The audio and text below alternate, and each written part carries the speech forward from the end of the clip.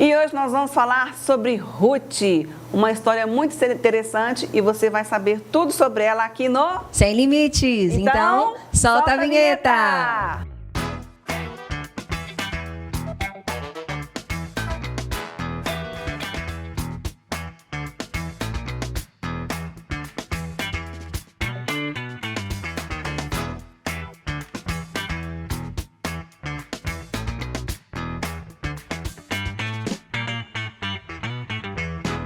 É isso daí, está entrando no ar o programa Sem Limites, pela Rede Gênesis de televisão, pela Sara Brasil FM de São Paulo e também pelo nosso canal do YouTube, o Sem Limites.tv. Você que está aí pelo YouTube, já deixa o seu like, deixa o seu joinha, se inscreve aí no nosso canal, compartilha esse vídeo com todo mundo. Tenho certeza que vai ser benção o programa de hoje. Para falar desse tema, está aqui do meu lado a Bispa Camille e a nossa terapeuta, pastora Ana Paula. E aí, gente, o que nós podemos falar sobre a vida de Ruth? Olha, história interessantíssima, a história de Ruth. E toda vez que eu ouço o nome da Ruth, eu lembro da Rutinha, né, da parte do Sodré, aquela fofa. Mas eu estava falando aqui, né, eu já li a história de Ruth várias vezes.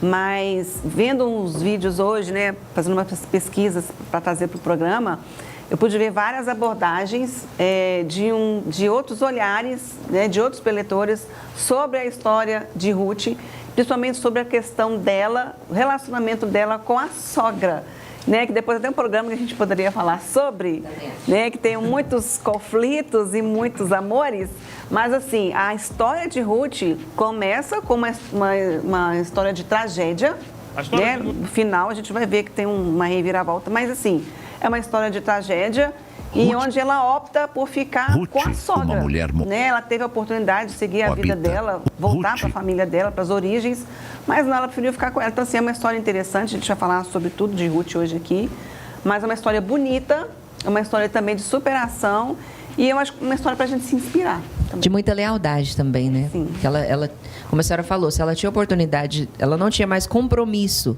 mas ela honrou a aliança interna, né, do coração. Socialmente não tinha mais nenhum compromisso, mas no coração ela tinha, né? Ela era moabita, né? Então ela não fazia parte do povo de Deus. Então ela não tinha nenhuma obrigação de ficar com Noemi, né? Mas quando ela fala aquela frase, o seu Deus é o meu Deus, seu povo é meu povo, por onde quer que andares, lá estarei eu, né? Onde você morreu, eu vou estar lá. Então, assim, Ruth, ela fez uma aliança ali por entender que, vamos pensar, naturalmente falando, era muito mais fácil ela arrumar outro marido, ela era nova, né? Mas espiritualmente falando, ela escolheu o melhor caminho. E muita gente pode aprender com essa história, né? Porque a maioria das pessoas, quando vão tomar uma decisão, elas pensam no momento, elas pensam naquilo que é mais fácil, naquilo que vai mais beneficiá-la. E muitas vezes no reino de Deus, você tem que perder para ganhar lá na frente, né? E muita gente não consegue entender isso. E Ruth tinha... Noemi, né, tinha, além de Ruth, uma outra nora que fez essa decisão, né? Ela ficou, mas Ruth seguiu com ela, né? Vamos chamar o primeiro vídeo, que é um resumo, né, da história dessa personagem tão importante da Bíblia. Pode soltar pra gente. Ruth, uma mulher moabita, demonstra lealdade ao acompanhar a sua sogra Noemi, que tinha acabado de perder seu marido e seus filhos em uma tragédia familiar. Sua decisão comovente de permanecer ao lado de Noemi, dizendo: "O teu povo é o meu povo, o teu Deus é o meu Deus", revela uma fé profunda. Em Belém, Ruth colhe espigas nos campos de Boaz, parente de Noemi, que se impressiona com sua integridade. O drama se intensifica quando Noemi percebe a possibilidade de casamento entre Ruth e Boaz. Ruth, seguindo orientações de sua sogra, toma a iniciativa, resultando em casamento e no nascimento de Obed. Este elo na genealogia culmina na descendência direta de Davi e, finalmente, de Jesus Cristo. Olha aí, um resumo bem resumidinho mesmo, né, da história de Ruth, mas que mostra... Ruth está no Antigo Testamento, né, faz parte dos livros históricos ali, e é uma personagem importante, né? Primeiro, por ser mulher, que eu acho que é importante isso, né? A gente está falando só de personagens mulheres, né, por causa do mês de março, que é o mês da mulher, né, do Dia Internacional da Mulher. Então, primeiro isso, que a Bíblia tem muito mais personagens homens, assim, de destaque, né? Mas Ruth, como a gente falou de Esther na semana passada, ela é uma personagem muito importante, né? E a história dela nos ensina muito nesses aspectos, né? Tem uma coisa que me chama muita atenção no livro de Ruth, porque quando a Ruth, ela provavelmente, assim, a chance dela ter um futuro bom era muito pequena, né? Quando ela decidiu seguir Noemi. Porque como que ela poderia conseguir um marido, né? Que era, naquela época, o homem que tinha esse papel, tanto social quanto financeiro, né? Em tudo. Então, ela fez uma escolha realmente pelo coração e foi leal àquilo ali. E Deus honrou a lealdade dela, né? Porque depois Boaz a encontra e a primeira característica que Boaz vê nela, como o bispo acabou de dizer, foi ela trabalhando, né? Ela leal e trabalhando. Então, às vezes, talvez você tenha passado aí por uma frustração na sua vida com Deus, você seguiu tudo direitinho. Só uma observação, né, Ana? Ela estava trabalhando, mas na verdade ela estava pegando o resto, as migalhas. O que alguém não pegou, né? Sobrou para ela não passar fome mais a nora. Então, na verdade, ela estava nos campos de colheita, mas ela estava ali pegando o que sobrava. Né? Se você ler a Bíblia, lá você vai ver isso. E é isso que o Boaz, né, como você falou, ele achou interessante dela. Mesmo diante, né, de toda essa situação, ela permaneceu ali fiel. Falou, não vou abandonar minha sogra, eu vou ficar com ela. É a única pessoa que tem da minha família hoje. Né? Lógico, podia ter votado, mas eu não optei por não. Então, ela é a única pessoa que uma tem a outra. E ela permaneceu firme ali naquela decisão e ficou ali, né, pegando do que sobrava. Pegando o que os trabalhadores já tinham passado. Exatamente. E não tinham colhido, né? E ali, eu vejo assim, se você, na sua casa, passou por uma frustração muito grande, você estava seguindo o que você achava que era certo diante da igreja, do caminho do Senhor, e você teve alguma frustração, o seu milagre está no lugar do trabalho e da lealdade, né? O seu milagre está, mas eu não estou trabalhando com o que eu gosto, não tem nada para fazer, né? Mas faz o que sobrou então, né? Faz o que tem para fazer, faz onde existe necessidade, porque no pouco que você fizer, Deus vai te honrar muito também, e você vai ser encontrada pelo Boaz, que é o tempo de esperança, de alegria, de vida que pode ser encontrado dentro da sua história. Boaz, para Ruth, ele foi o resgatador. Né? Ou seja, ele resgatou, né, o que sobrou, né, o que tinha sobrado de Ruth, ele resgatou, ele transformou a história dela novamente, porque tem um contexto da história, né, para a gente entender sobre esse resgate, que antigamente a pessoa que perdia alguém, tudo, uma outra pessoa seria o resgatador. Me ajuda aqui, moleque. É porque assim, para ajudar novamente a suprir todas as carências daquela pessoa, né? Necessidades, vamos falar assim? Primeiro, Noemi perde o marido. Isso. Então, normalmente o marido é que sustentava uma mulher. Por isso que as viúvas aparecem na Bíblia muitas vezes como pessoas necessitadas. Porque ela perdeu o marido, era o marido que sustentava, ela fica sem ter quem. No caso de Noemi, ela tinha 2 filhos. Então, os filhos iriam sustentá-la a partir daquele momento que ela perdeu o marido.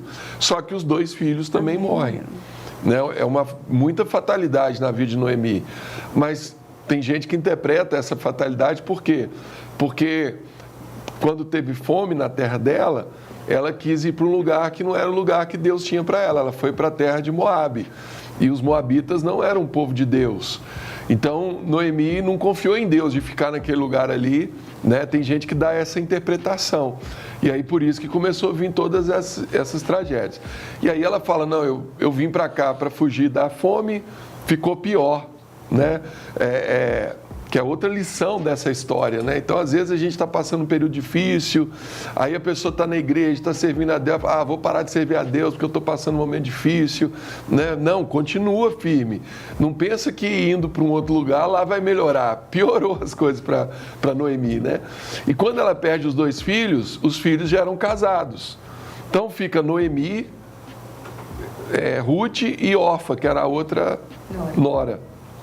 E ali, Noemi, muito honestamente, vira para as duas e fala, eu vou voltar para a minha terra, vou voltar de onde eu vi, né? Não vou mais ficar aqui, esse lugar não me acrescentou nada, e eu estou indo. Aí, Orfa já está bom, eu sou nova ainda, vou casar de novo, ela pensa só desse lado pessoal, mas Ruth não, Ruth, ela decide seguir Noemi, né? Ela decide ir com Noemi. E quando ela vai, eles vão viver dos restos da colheita, que era até um mandamento de Deus, né? Só uma observação, que inclusive quando Noemi sai, da cidade da fala, né? Vamos embora, ela muda o nome dela, né? O nome dela agora é Mara, que significa amarga. Amarga. De tão... Do tamanho da dor que ela estava sentindo. amarga que ela tava, da dor que ela estava sentindo. Por todas as perdas que ela teve, né? Então, quando ela chega lá de volta na terra dela, havia uma lei lá em Levítico, que é quando uma fruta cai no chão, você não pode pegar mais. Você pode colher da árvore. Caiu no chão, você não pega. Por quê? Porque aquilo que caiu no chão vai para as viúvas, para os pobres, para os órfãos, para os necessitados, né? Essa lei é justamente para que essas pessoas tenham alimento. E elas estão lá no campo de Boaz, catando ali o resto da colheita, que era a forma de uma mulher viúva, de alguém necessitado sobreviver naquela época. Quando tem esse encontro de Ruth com Boaz, e aí desenvolve toda a história, né? Boaz se torna o resgatador de Ruth, porque se algum homem, vendo uma mulher necessitada, quiser sustentá-la, ele podia resgatá-la. Ela viraria quase que uma escrava, mas não era bem uma escrava, né? Compraria a propriedade dela, não era isso? Isso, ele poderia restituir tudo que ela tinha perdido, né? E aí quando você vai lá em Mateus, na genealogia, Mateus capítulo 1, fala assim, ó, olha só que interessante, Salmão, no versículo 5, gerou de Raabe a Boaz. Então olha que loucura, né? Raabe era a prostituta lá de Jericó, né? Então Raabe é a mãe de Boaz. Aí Boaz, a este de Ruth, gerou Obed. Então Boaz, que era filho de Raabe, casa com Ruth e gera Obed. Obed é o pai de Jessé. Era avô de... Jessé é o pai de Davi.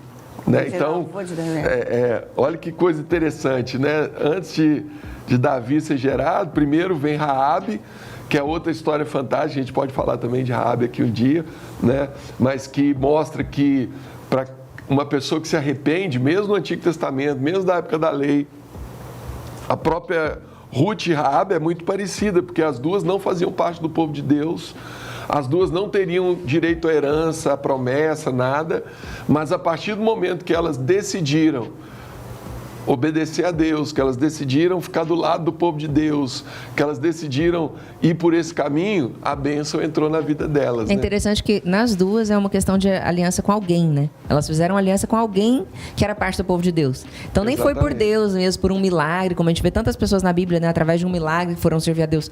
Não, elas...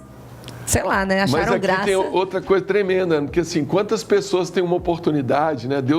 Deus quer te abençoar, Ele coloca uma oportunidade diante de você.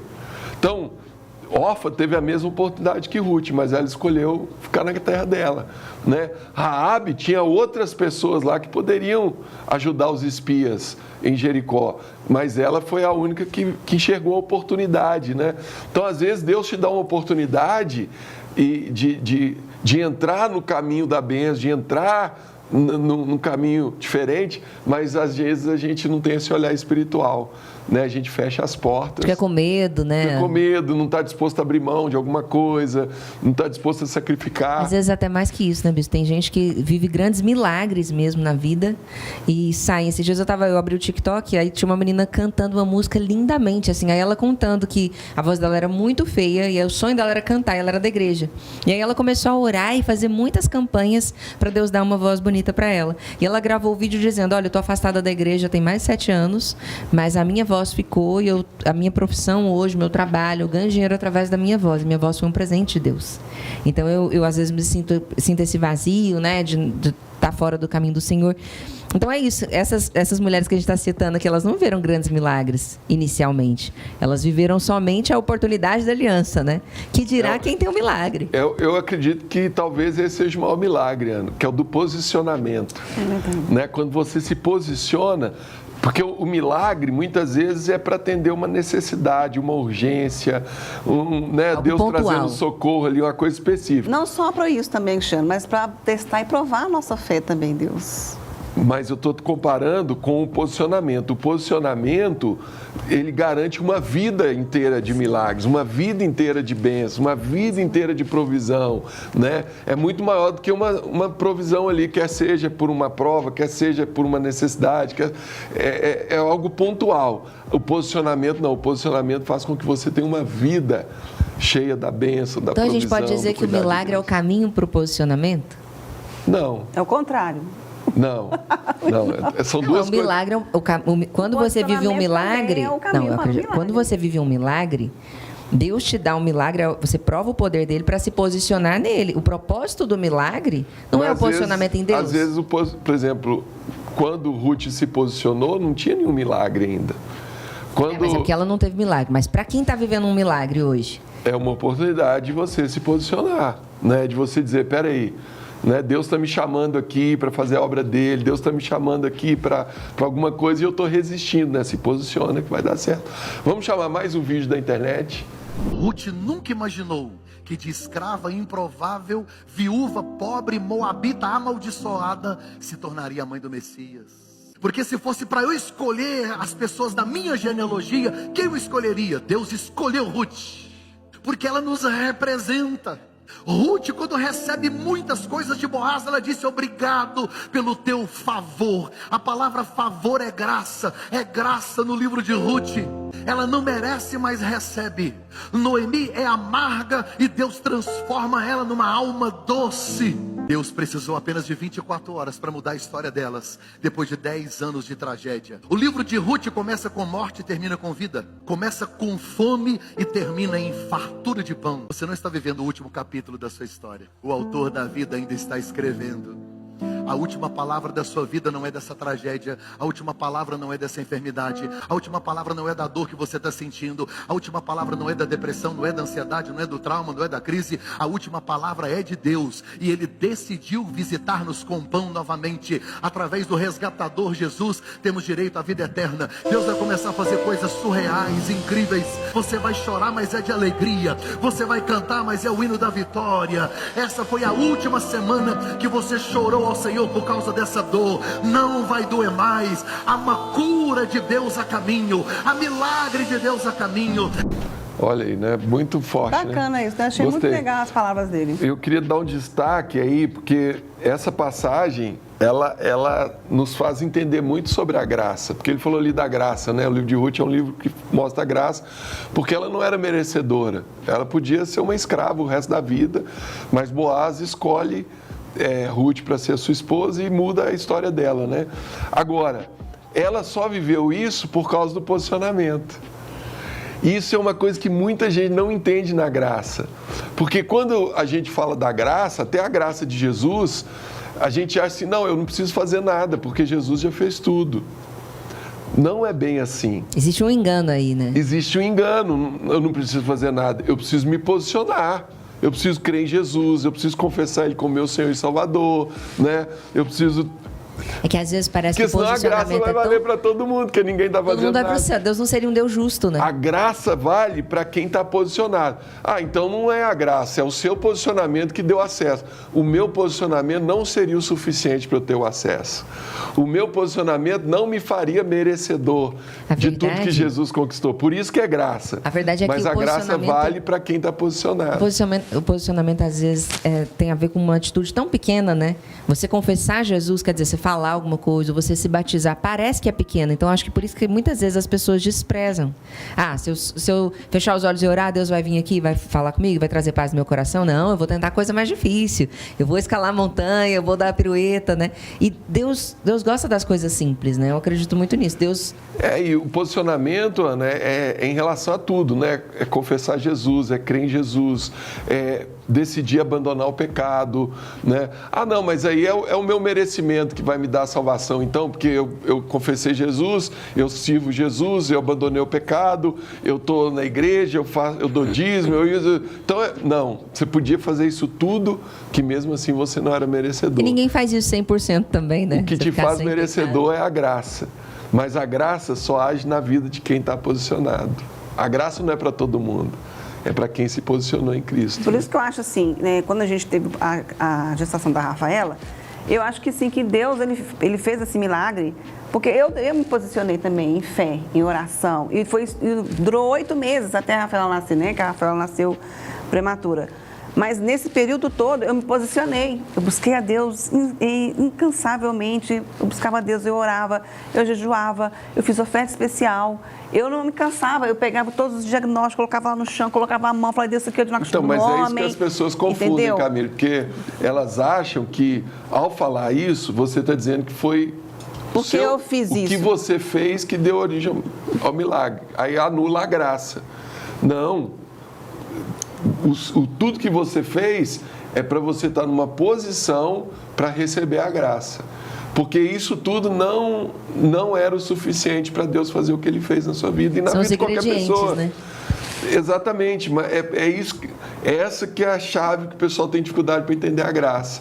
Né? Porque, se é de graça eu não preciso fazer nada. Não é assim. Senão valeria para todo mundo, porque está todo mundo fazendo nada. Quando a Bíblia fala, né, o reino dos céus é tomado por esforço e aquele que se esforça se apoderam dele.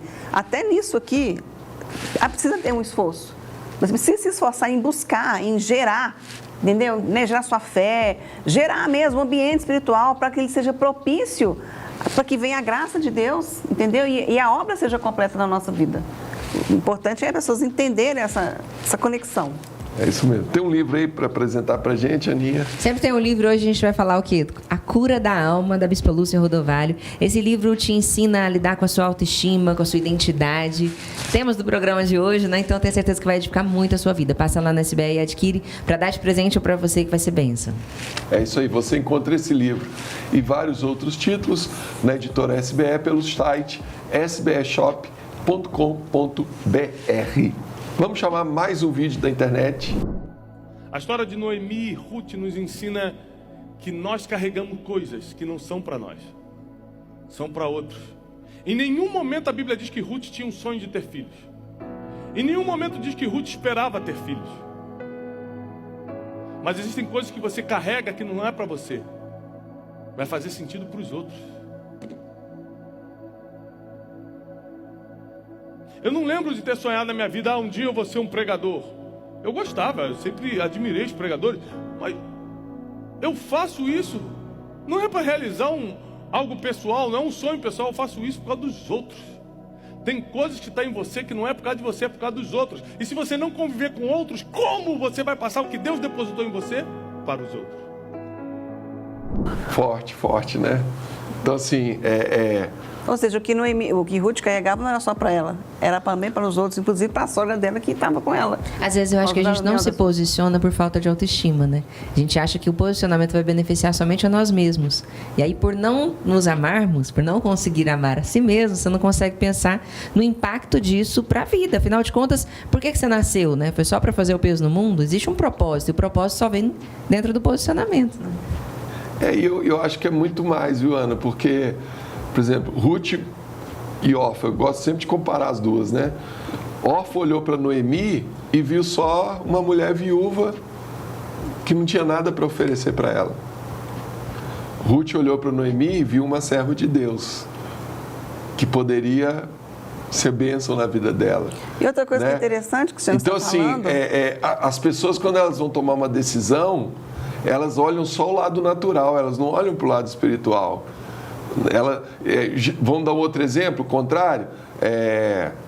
Ló, ele olha para Abraão, naquele momento ali que eles se separam, ele só vê os pastores brigando, eu estou próspero. Ele não enxerga que Abraão é que tinha a bênção de Deus e porque ele estava colado em Abraão, ele estava sendo abençoado.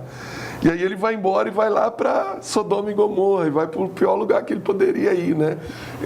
Não, mas ele foi, no caso dele, ele foi pela aparência, né? Ele viu os males bonitos. Eu acabei de falar, verdes. Ele olhou o natural, então, e não olhou para o espiritual.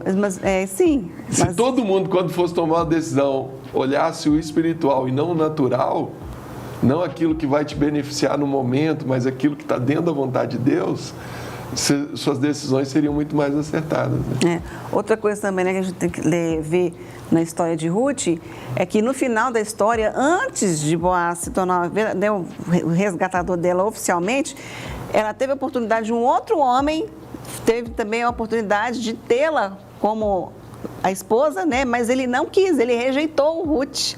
Né? Não sei se pelo fato dela estar com a sogra, né? Ou seja, mais 2 mulheres para eu ter que assumir, cuidado. Ele não quis.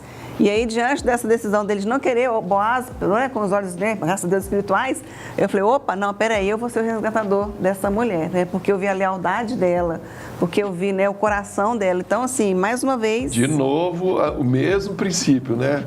Tem gente que vai casar com uma pessoa, ele olha só a estética, a beleza, a aparência, né? E não olha o caráter, não olha se é uma serva de Deus, não olha, né, o propósito que ela quer viver na vida dela.